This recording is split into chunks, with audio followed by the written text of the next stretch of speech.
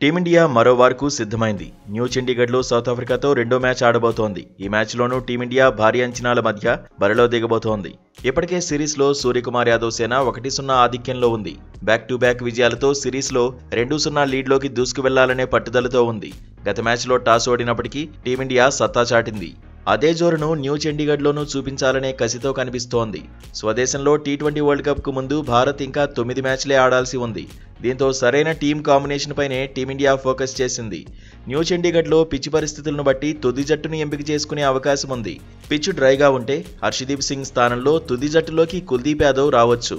Batting ఆర్డర్లో depth కావాలనుకుంటే హర్షిత్ రాణాను తుది జట్టులోకి తీసుకునే ఛాన్స్ ఉంది. జట్టులో పెద్దగా మార్పులేమీ ఉండకపోవచ్చనే చర్చ జరుగుతోంది. గత మ్యాచ్లో శుభ్మన్ గిల్ ఆకట్టుకోలేకపోయాడు. గాయం నుంచి కోలుకుని వచ్చాక ఇంపాక్ట్ చూపించలేకపోయాడు.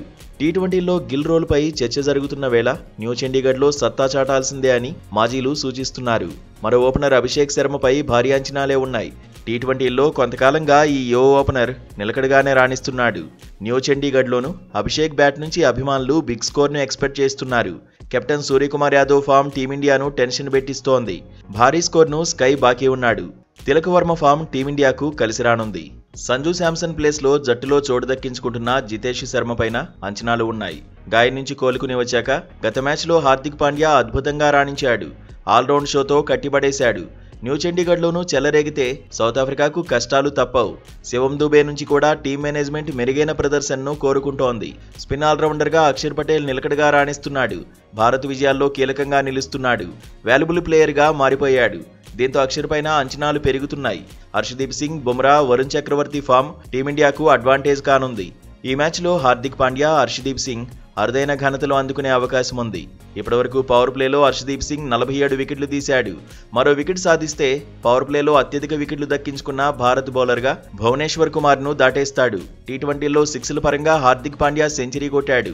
100 వికెట్ల రికార్డుకు మరో వికెట్ దూరంలో ఉన్నాడు. టీ20లో 100 సిక్స్లతో పాటు 100 వికెట్లు తీసిన ఆటగాళ్ల జాబితాలోకి పాండ్యా చేరుతాడు. అయితే సఫారీలను లైట్ తీసుకునే పరిస్థితి లేదు. Quinton de Kock, Markram, Tristan Stubbs, Dewald Brevis, David Miller, Marco Jansen, Lungi ఎంగిడితో సౌత్ ఆఫ్రికా కూడా బలంగానే ఉంది. న్యూ చండీగఢ్లో తొలిసారి అంతర్జాతీయ టీ20 మ్యాచ్ జరగబోతోంది. ఇక్కడ టాస్ పెద్దగా ఇంపాక్ట్ చూపించకపోవచ్చు. న్యూ చండీగఢ్లో ఆడిన ఐపీఎల్ మ్యాచ్ల్లో తొలుత బ్యాటింగ్ చేసిన జట్ల రికార్డ్ 6-5గా ఉంది. 200కు పైగా స్కోర్లు చేసిన జట్లు గెలిచాయి. మొత్తంగా న్యూ చండీగఢ్లో భారత్, సౌత్ ఆఫ్రికా మధ్య హోరాహోరీ పోరు ఖాయమనే అంచనాలు ఉన్నాయి.